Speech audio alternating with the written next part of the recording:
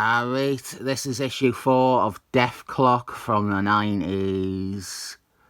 It was too long ago that I reviewed issues 2 and 3 for me to pick this up and act like you will all remember things. This is part 3 of The Souls of Cyberfolk, and the first 2 parts of the story are where all my criticism lies.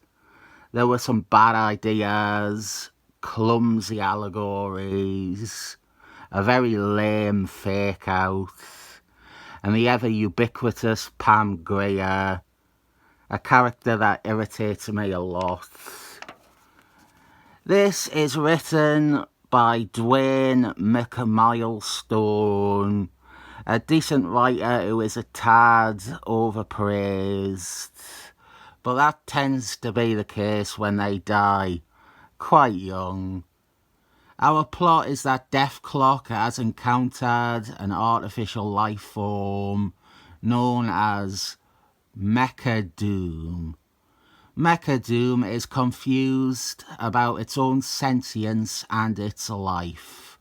It is one of Mr. Doom's Doom bots that has evolved itself and outgrew its original programming. I really love Mechadoom. I think it is great, and a testament to how much I like Mechadoom is how much I enjoy this issue that is almost altogether the sort of mindscape battle that I find tiresome and boring.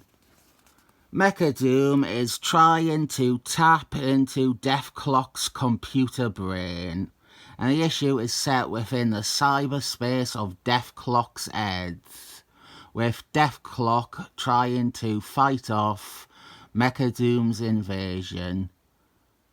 Maybe in another part I will explain Deathlok, or this version of Deathlok.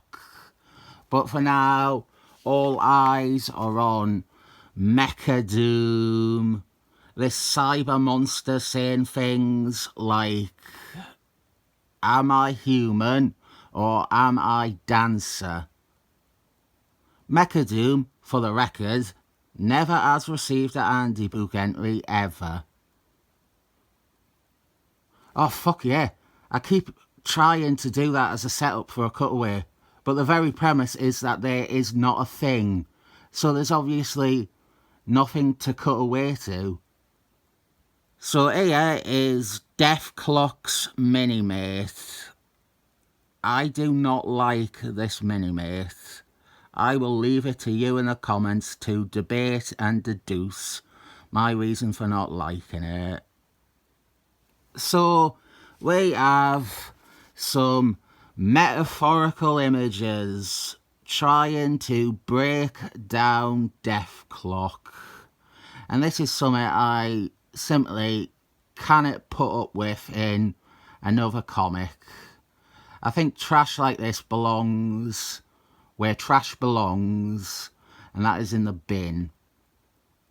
Anyone can come up with imagery like surgeons trying to perform brain surgery on Deathlok and say that it is deep and a subconscious insight into the character.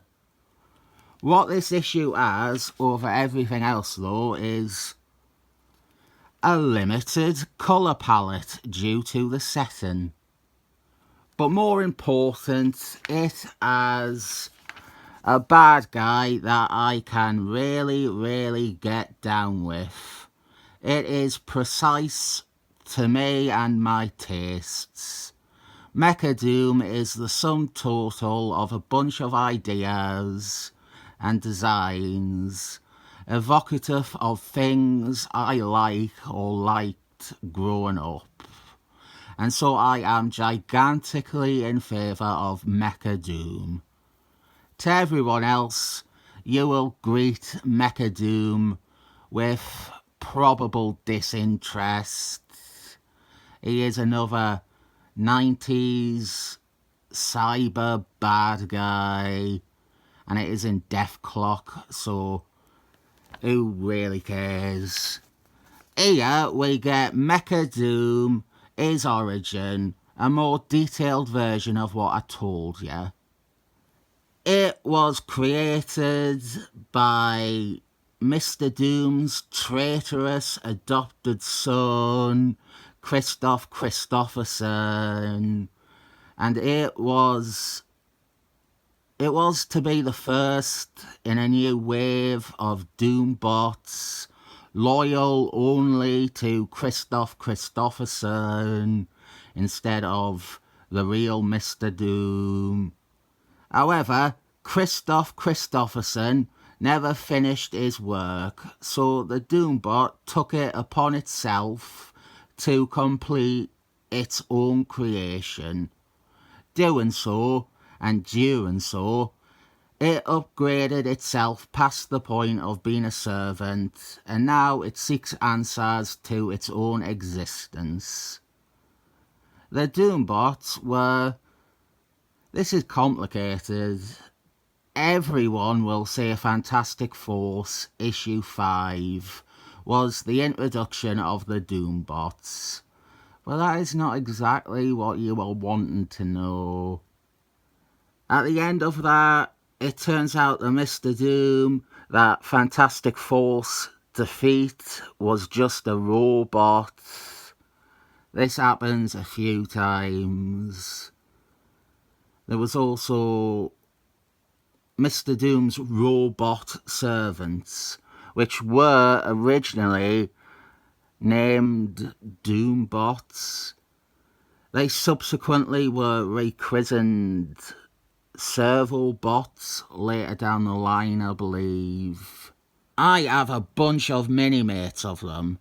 Their boots and gloves are always falling off.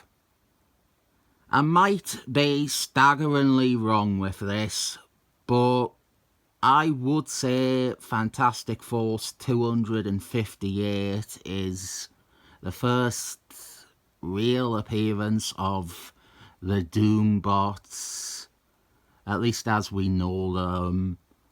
Mr. Doom with a giant army of look-alike robots. It was here where Jason Byrne also retconned the Mr. Doom who appeared in Christopher Clairvoyant stories as not being Mr. Doom, but a Doombot. This idea of retconning away bad Mr. Doom stories with a Doombot began there. Since most of you don't care about Deathlok or Mechadoom, I'll give you value for money if you got this far in the video. I fucking absolutely abhor, I viscerally despise the work of Al Ewing.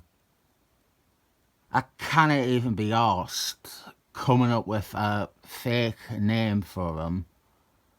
I have avoided talking about him, but he is. Every idea he has ever done, I feel disgusted and violated. I'm not being hyperbolic. Everything he has ever thought of, I resent. He retconned that retcon. He revealed that it was actually Mr. Doom in the Christopher Clairvoyant stories, and he was only pretending it was a Doombot. And I hate and despise and abhor that. I hate and despise and abhor everything he's done. He is the gay man who wants Storm to peg him. He is an actual gay man who wants Storm to peg him. He is what the Excellent Men fanbase applaud and want, and every comic he has written is my pain. He wrote Cables.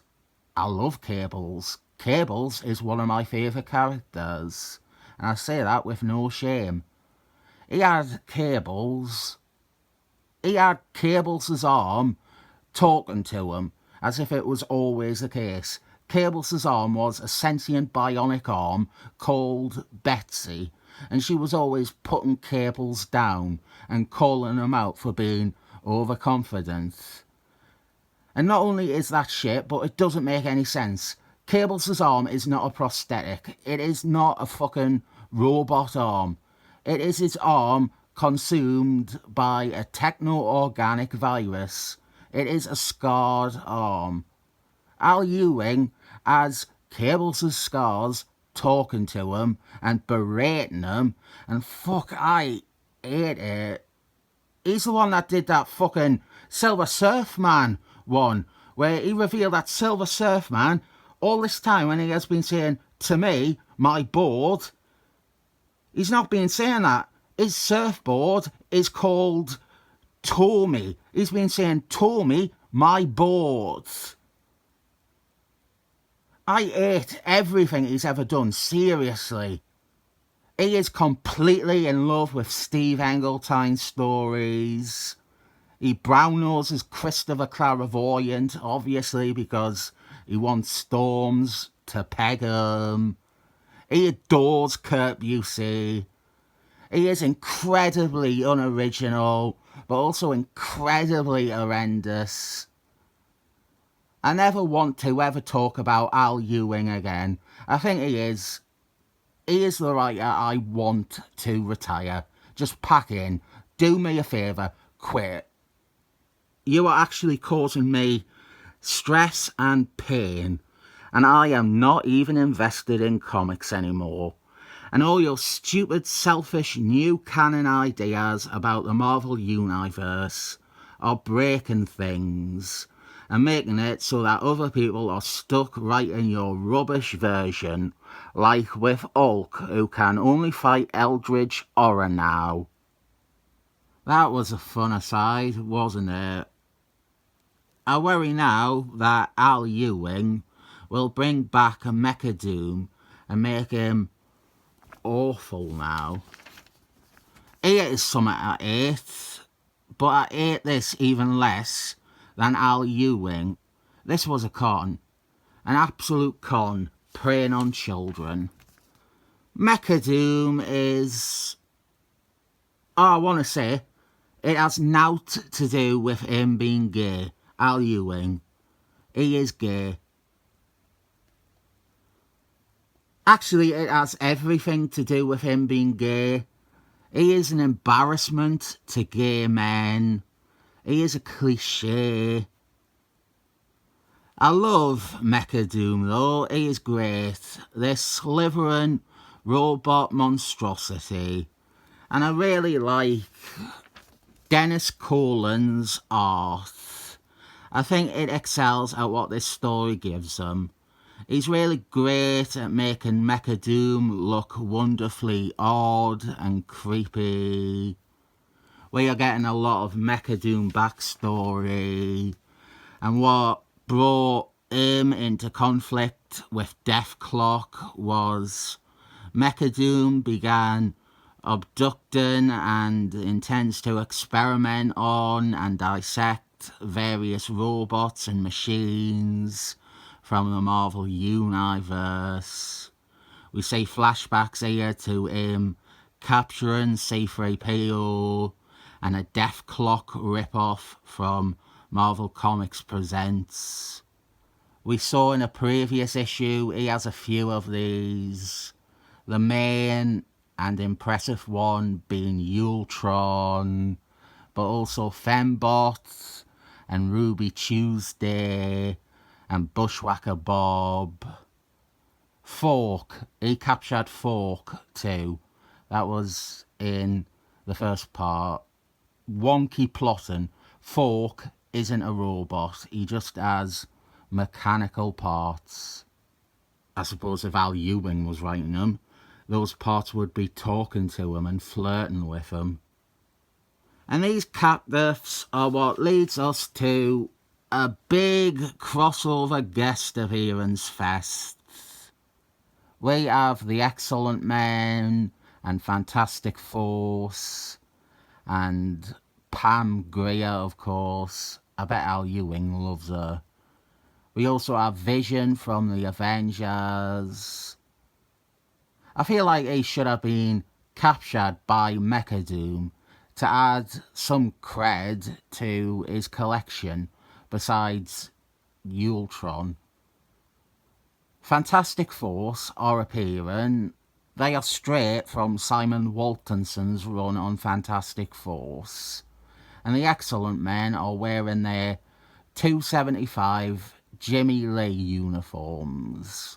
And I will complain that Squealy isn't with them in this story because I want Squealy to fight Mechadoom. And that is what I want my comics to be, not what Al Ewing makes comics be. I do have a complete set of mini-mates of the Excellent Men from 275. Maybe we'll see them next part. I have Simon Waltonson Fantastic Force as well. Don't have a Pam Grier because I fucking hate that character. I don't think I recommend this because I think I might have the wrong amount of biases clouding my thinking. This was something I read quite early on too. I wanted to know more about Deathlok because he was pictured in that Captain America The Legend one-shot that I had. And so I was actually motivated to read some Deathlok comics. And this was one of them. And so nostalgia plays a factor. But I love Mechadoom. I love seeing that set of heroes show up at the end. And I really find this to be good.